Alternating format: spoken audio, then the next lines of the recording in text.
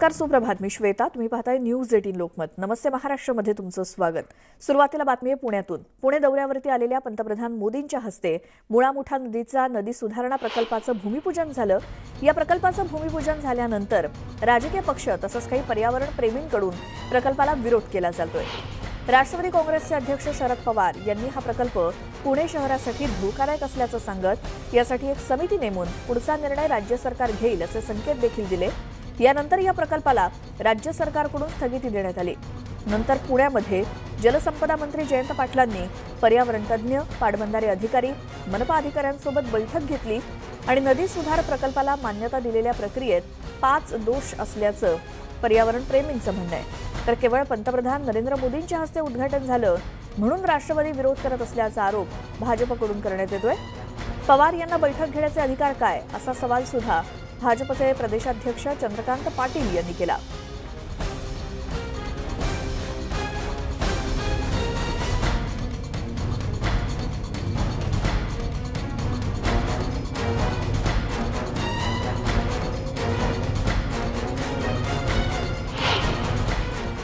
तीन वर्ष किंवा त्याच्यापेक्षा सुद्धा जास्त कालावधी या सगळ्या टेक्निकल गोष्टी पूर्ण झाल्या. हे करता येईल का, हे प्रॅक्टिकल आहे का, हे व्यवहारी आहे का, असं करत करत टेंडर निघालं. टेंडर वेगवेगळ्या कारणाने अनेक वेळा पोस्टपोन झालं. फायनली सगळं ओके होऊन टेंडर निघालं, ओपन झालं, वर्क ऑर्डर निघाल्यानंतर हे जागे झाले.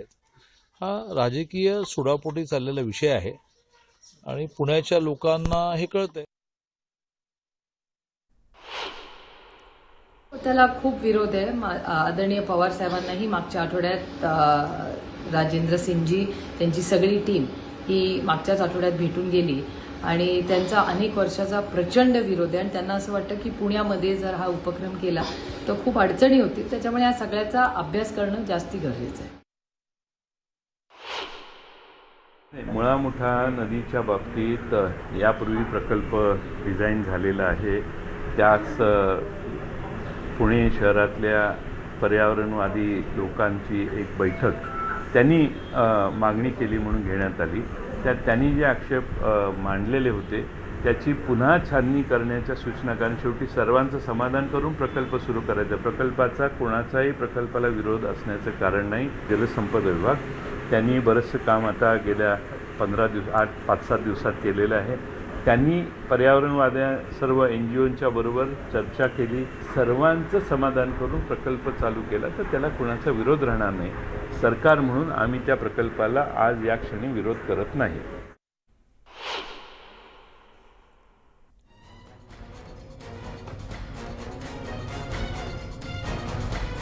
तर पर्यावरण तज्ज्ञांचे मुद्दे नेमके काय आहेत या नदी सुधार प्रकल्पासंदर्भात?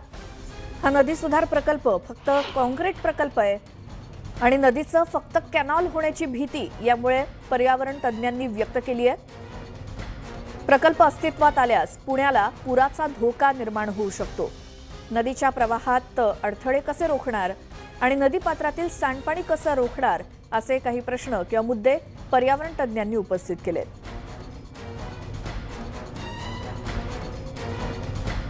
तर हा प्रकल्प नेमका काय आहे हे देखील जाणून घेऊयात. मुळा-मुठा प्रदूषित झालेली आहे आणि नद्या, मुळा आणि मुठा नद्या या प्रदूषित नद्या म्हणून जाहीर झालेल्या आहेत. पालिका यासाठी नदी सुधार कार्यक्रम राबवणार आहेत. विविध ठिकाणी 11 सांडपाणी प्रक्रिया प्रकल्प असणार आहेत. शहरामध्ये दररोज 744 दशलक्ष लिटरपेक्षा जास्त सांडपाणी सोडलं जातं आणि सध्या 567 दशलक्ष लिटर क्षमतेचे 10 प्रकल्प आहेत. 200 दशलक्ष लिटरपेक्षा जास्त सांडपाण्यावरती प्रक्रिया केली जाते. पुणे कॅन्टोन्मेंट बोर्डाकडून 20 MLD प्रकल्प राबवला जातो. PMC बोटॅनिकल गार्डनमध्ये 10 MLD साठी, तर बाणेरमध्ये 25 MLD पाण्याकरता, वारजामध्ये 28 MLD पाण्यासाठी आणि वडगावमध्ये 26 MLD, तर तानाजीवाडीमध्ये 15 MLD, नायडू हॉस्पिटल परिसरात 127 MLD पाण्यासाठी प्रकल्प, तर धानोरीमध्ये 33 MLD आणि भैरोबा नाल्याजवळ 75 MLD साठी, मुंडव्यामध्ये 20 MLD साठी, तर खराडीमध्ये 30, मत्स्यबीज केंद्रामध्ये 7 MLD साठी क्षमता प्रकल्प असणार आहे. शहरामध्ये 113.6 किलोमीटरच्या नवीन गटार लाईन सुद्धा टाकल्या जाणार आहेत. याच संदर्भात आपण अधिक बोलूयात. पुण्यातून आमचे प्रतिनिधी चंद्रकांत फुंदे आपल्यासोबत जोडले गेलेत. चंद्रकांत, हा नदी सुधार प्रकल्प ज्याचं भूमिपूजन खरं तर पंतप्रधान नरेंद्र मोदी यांच्या हस्ते झालं, मात्र त्यावरती आता काय प्रतिक्रिया येत आहेत?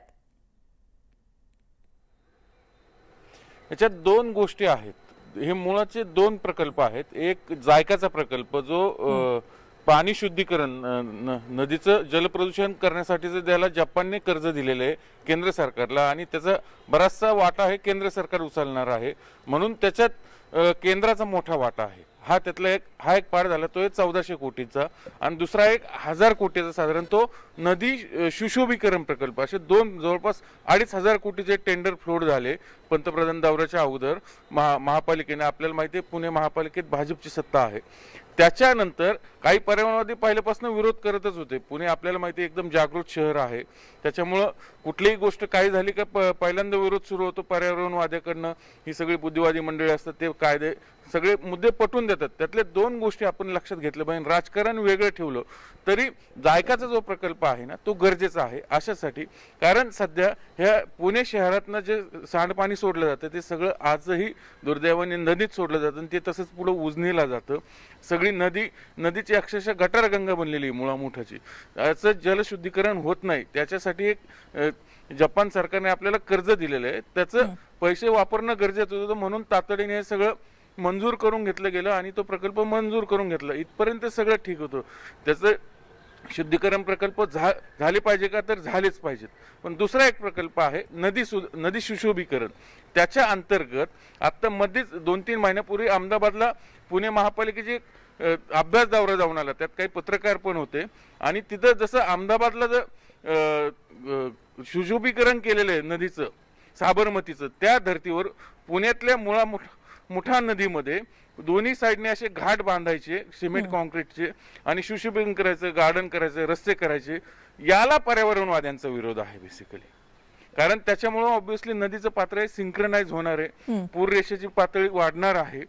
ऑलरेडी आपल्याला माहिती आहे साधारण 60-70 हजार क्युसेकच्या पुढं पुराचं पाणी सोडलं तर नदीकाठची जी झोपडपट्टी आहेत, पाटील इस्टेट असेल, शिवाजीनगर, संगमवाडी, इथं पुराचं पाणी घुसतं. हे वास्तव आहे. म्हणून त्या प्रकल्पाला विरोध आहे पर्यावरणवाद्याचा मोस्टली याच्यामुळं. आणि त्यात आता राजकारण असं घुसले. पंतप्रधान उद्घाटन करून गेल्यानंतर शरद पवारांनी घोषणा केली की काही पर्यावरणवादी मला येऊन भेटले, जे काय चाललंय नदी सुधार प्रकल्पाच्या नावाखाली ते चुकीचं आहे अशा माझ्याकडे तक्रारी आल्यात. त्याची तत्काळ राज्य सरकारने दखल घ्यावी असे त्यांनी सूचनावजा निर्देश दिले. त्यानंतर तातडीनं जलसंपदा मंत्री जयंत पाटील यांनी बैठक बोलवली आहे पर्यावरणवाद्यांची सगळ्यांची, आणि हा प्रकल्प आम्ही स्थगित करीत आहोत अशी त्यांनी घोषणा करून टाकली मुंबईत परस्पर. त्यानंतर ऑब्व्हियसली महापौर भाजपचे त्यांनी हे राजकारण आहे सगळं आरोप प्रत्यारोप झाले. पण वास्तव हे आहे त्यातला निम्मापाठ झाला पाहिजे आणि निम्मापाठला अभ्यास करूनच झालं पाहिजे. जी चंद्रकांत, एकूणच काय तर राष्ट्रवादीकडून आणि पर्यावरण तज्ज्ञांकडून सुद्धा या एकूणच प्रकल्पावरती आक्षेपच घेतला गेलाय. आता पुढे हा प्रकल्प कसा पुढे जातो हे पाहावं लागेल. मात्र धन्यवाद तुम्ही दिलेल्या सगळ्या माहितीसाठी.